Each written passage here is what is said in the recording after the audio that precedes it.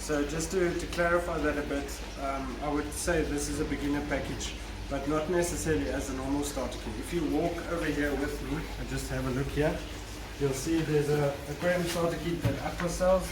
So that's an aquarium, a canopy, power filter, heater, thermostat, LED light, plastic plants, gravel, water conditioning kit, thermometer, fish, food, fish net.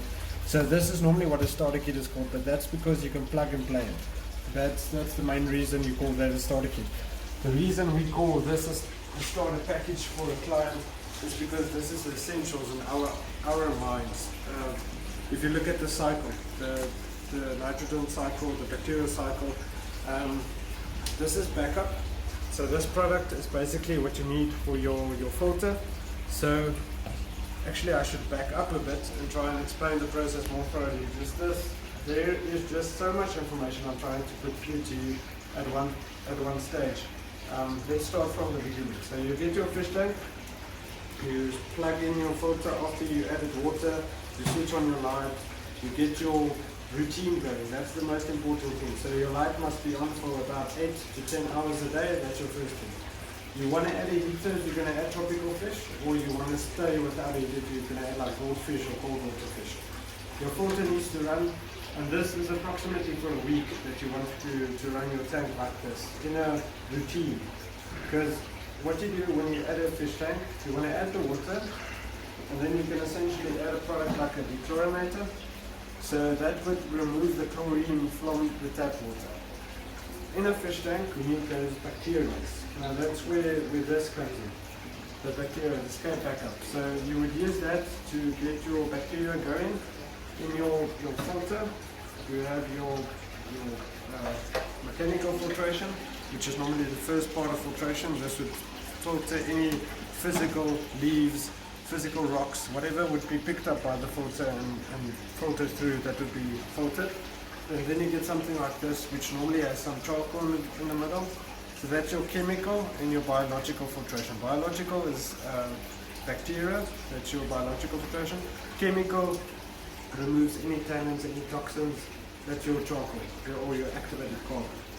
So that's where it comes in. You want to add tap water, add dechlorinator to remove the chlorine, because chlorine kills the bacteria, and then this bacteria needs to sit in this filter and grow, because that's what's going to keep your aquarium clean at the end of the day. And this little process, well, I can say it's a little process, not really, it's a bit confusing, it's a lot of information, but this little process is what keeps your fish alive. And that's what most people don't know, most people don't understand, is that this is essential for you to have in your aquarium, to have an aquarium that flourishes, to have an aquarium that's healthy. Most people don't even know you need to use a dechlorinator. If you have boil water, you don't need a dechlorinator because that essentially never has chlorine in it. But it's also advisable to use it because there's things like metals, hard metals. There's calc in Afrikaans. So that's the things you want to try and avoid. Another thing I want to get to, if you look here, this is your substrate you would use. So if you want plants, you would normally go for like a fine substrate. You would mix that with aqua soil. If you just want to have a pretty fish tank, just some nice colors, you would go with pebbles. So the water column itself doesn't have any bacteria inside. So you're reliant on your filter, on your substrate, on plants, aquatic plants, on ornaments, because that's all surface area where your bacteria can grow, your beneficial bacteria can grow. So that is why we say this is your starter kit. It's always good to add some of this onto your substrate, add it into your filter, get your water up and running, add your dechlorinator, let your tank run for about a week, and then you can add fish. The biggest tip I can give out of this video, it's a bit unorganized, apologies for that, but the biggest tip I can give you is try and avoid the new tank syndrome. Because you get excited, you get to the fish room or fish shop or pet shop nearby, you buy a fish tank, and now you're excited, now you want to add fish. So you add your water, you add dechlorinator, you add bacteria, you add all of that.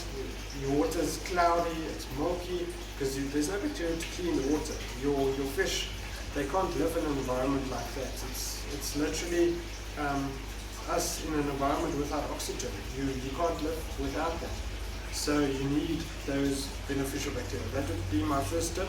If you do find yourself in such a situation, we'll definitely make another video trying to explain how to avoid that and how to get out of that. It's a lot of water changes, stop feeding your fish for a day or two, and plenty more. But if there is anything I missed in this crazy up and down video, please let me know in the comments down below. We can make another video, part 2, trying to explain the cycle a bit better. But yeah, that's basically been it all in a nutshell. This is how to avoid the new tank syndrome. Thank you for watching, guys. Keep on.